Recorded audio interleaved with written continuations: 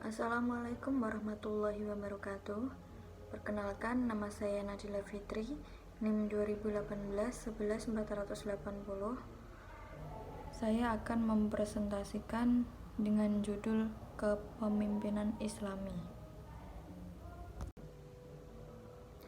Kepemimpinan Islami. Pemimpin negara adalah faktor yang penting di dalam kehidupan bernegara. Jika pemimpin itu baik, jujur, cerdas, serta amanah, maka niscaya rakyat akan makmur. Maka dengan sebaliknya, jika pemimpin itu tidak jujur dan korupsi, maka rakyat juga akan sengsara. Oleh karena itu, Islam memberikan pedoman dalam memilih pemimpin yang baik dan beriman.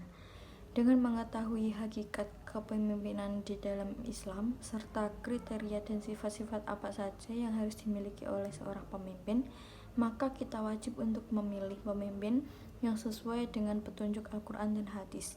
Kaum muslim yang benar beriman kepada Allah dan Rasulullah SAW dilarang keras untuk memilih pemimpin yang tidak memiliki kepedulian dengan urusan-urusan agama atau akidahnya lemah atau agama dijadikan permainan. Sebab pertanggungjawaban atas pengangkatan seseorang akan dikembalikan kepada siapa yang mengangkatnya.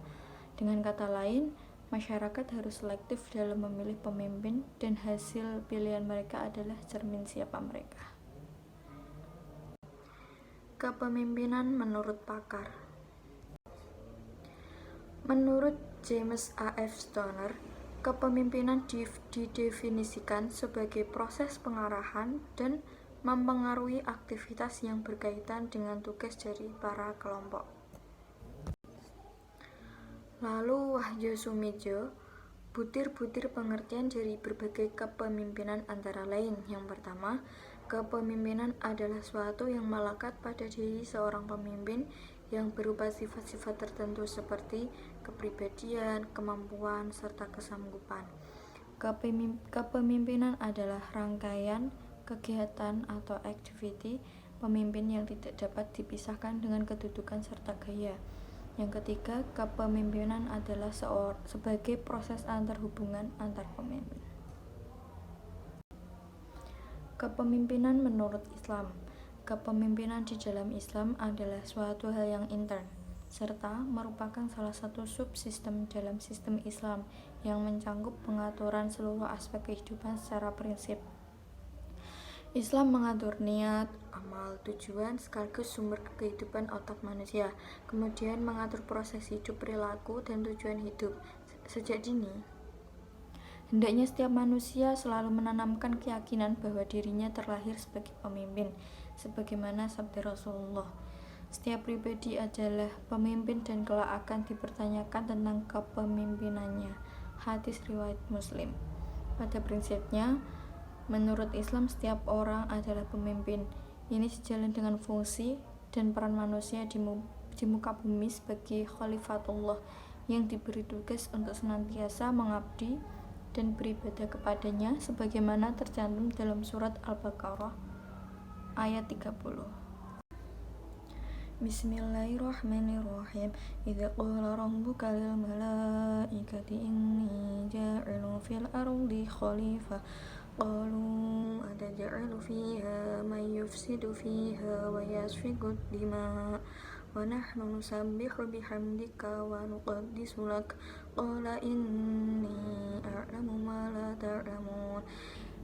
Dan ingatlah ketika Tuhanmu berfirman kepada para malaikat, Aku hendak menjadikan khalifah di bumi. Maka mereka berkata, apakah engkau hendak menjadikan orang yang merusak dan menumpahkan darah di sana, sedangkan kami bertasbih memujimu dan menyucikanmu? Dia berfirman, sungguh aku mengetahui apa yang tidak kamu ketahui. Dasar kepemimpinan dalam Islam. Yang pertama ada Quran Surat Al-Baqarah ayat 30 yang sudah saya bacakan tadi. Yang kedua ada hadis tentang kepemimpinan, yaitu setiap pribadi adalah pemimpin dan kelak akan dipertanyakan tentang kepemimpinannya. Yang ketiga, hadis pemimpin adalah pengabdi. Rasulullah SAW bersabda, pemimpin suatu kaum adalah pengabdi atau pelayan mereka. Hadis riwayat Abu Naim. Pemimpin adalah pelayan umat, orang yang bertugas dan diamanahkan untuk melaksanakan tugas-tugas dalam memimpin, membimbing, dan mengajak umat ke arah yang lebih baik dalam artian sama-sama membangun. Yang keempat, ada hadis pemimpin adalah perisai. Dari Abu Hurairah radhiyallahu anhu, Rasulullah shallallahu alaihi wasallam bersabda, sesungguhnya seorang pemimpin itu merupakan perisai. Rakyat akan berperang di belakang serta berlindung dengannya. Bila ia memerintahkan untuk takwa kepada Allah Azza wa Jalla serta bertindak adil, maka ia akan memperoleh pahala. Namun bila ia memerintah dengan selainnya, maka ia akan mendapatkan akibatnya. Kriteria pemimpin menurut Islam. Pemimpin memiliki kedudukan yang sangat penting. Karenanya, siapa saja yang menjadi pemimpin tidak boleh dan jangan sampai menyalahgunakan kepemimpinannya untuk hal-hal yang tidak benar. Berikut adalah hakikat kriteria seorang pemimpin dalam pandangan Islam. Yang pertama, beriman dan beramal soleh. Yang kedua, niat yang lurus. Yang ketiga, harus laki-laki. Yang keempat, tidak meminta jabatan. Yang kelima, berpegang pada hukum Allah. Yang keenam, memutuskan perkara dengan adil. Yang ketujuh, menasihati rakyat. Yang kedelapan, tidak menerima hadiah. Yang kesembilan, tegas dan lemah lembut. Sekian presentasi dari saya. Apabila ada salah kata, mohon dimaafkan. Wassalamualaikum warahmatullahi wabarakatuh.